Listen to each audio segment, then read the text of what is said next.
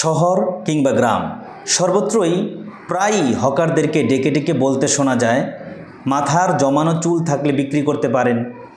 এবং মা বোনদেরকেও দেখা যায় বেশ উচ্ছ্বাসের সাথে তারা মাথার জমানো চুল বিক্রি করে থাকেন, কারণ বিশ্ববাজারে মাথার চুলের ব্যাপক চাহিদা রয়েছে।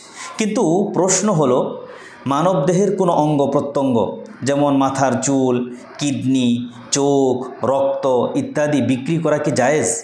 অত্যন্ত জীবন ঘনিষ্ঠ এই প্রশ্নের উত্তর দলিলের আলোকে বিস্তারিত জানব।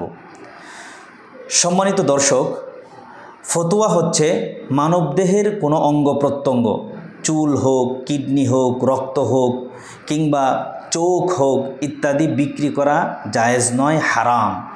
পবিত্র কোরআনুল কারীমে সূরাত বানী ইসরাঈলের ৭০ নম্বর আয়াতে আল্লাহ তাআলা বলেন, ওয়ালাকদ কাররামনা বানী আদম, আমি বনি আদম তথা মানুষকে অত্যন্ত সম্মানিত করেছি। সুতরাং মানবদেহের প্রত্যেকটি অঙ্গ প্রত্যঙ্গ সম্মানিত, কাজেই মানুষের কোনো অঙ্গ প্রত্যঙ্গ বিক্রি করা এটা মানুষের হুরমত এবং তার সম্মানের সাথে সাংঘর্ষিক।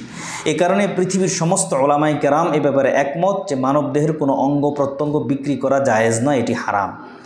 এছাড়াও ইমাম নববী রাহিমাহুল্লাহ কর্তৃক রচিত আল মাজমু' শারহুল মুহাদ্দাব কিতাবের ৯ম খণ্ডের ২২৮ পৃষ্ঠায় এই ব্যাপারে ফতোয়া স্পষ্ট উল্লেখ করা হয়েছে, ওয়ায়াহরুমু বাইউ শা'রিল আদামিয়্যি লিআন্নাহু জুজউম মিনহু, অর্থাৎ মানুষের চুল বিক্রি করা এটা সম্পূর্ণরূপে হারাম, কারণ মানুষের চুল এটিও তার মানবদেহেরই একটা অংশ, সুতরাং এটি বিক্রি করা যাবে না।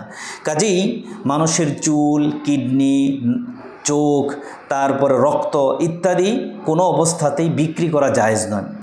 শুধু প্রয়োজনের ক্ষেত্রে রক্ত বা ব্লাড অন্যকে দান করা যাবে, ডোনেট করা যাবে, কিন্তু বিক্রি করা যাবে না।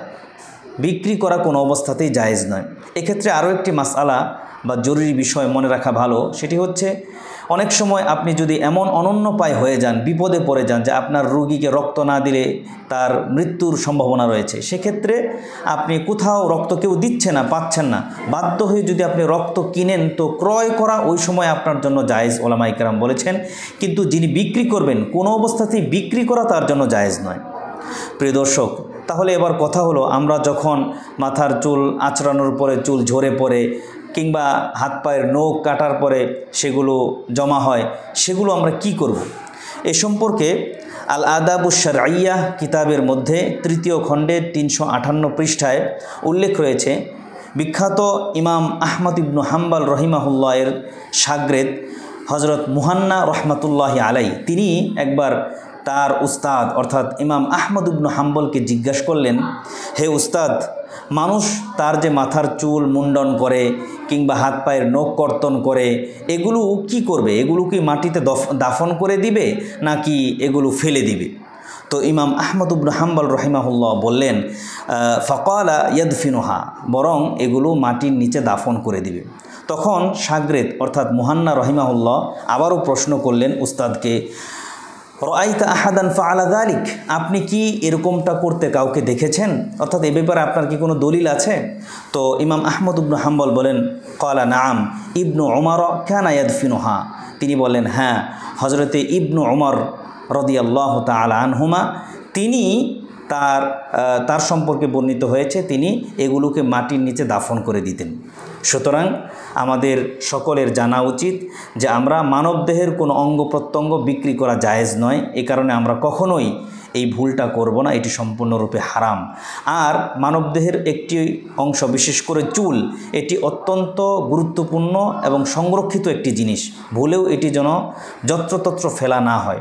কারণ এক্ষেত্রে আরও একটি বিষয় জেনে রাখা ভালো, সেটি হচ্ছে যে আপনারা জানলে অবাক হবেন, যারা অসৎ লোক রয়েছে তারা মানুষের মাথার চুল দিয়ে নানান ধরনের জাদুটোনা করে থাকে। কাজেই আপনার মাথার চুল আপনি সংরক্ষণ করুন এবং সম্ভব হলে তা অবশ্যই আপনি মাটির নিচে দাফন করে রাখুন, এটিই হচ্ছে আদব। আল্লাহ তাআলা আমাদের সবাইকে আমল করার তৌফিক দান করুন, আমিন।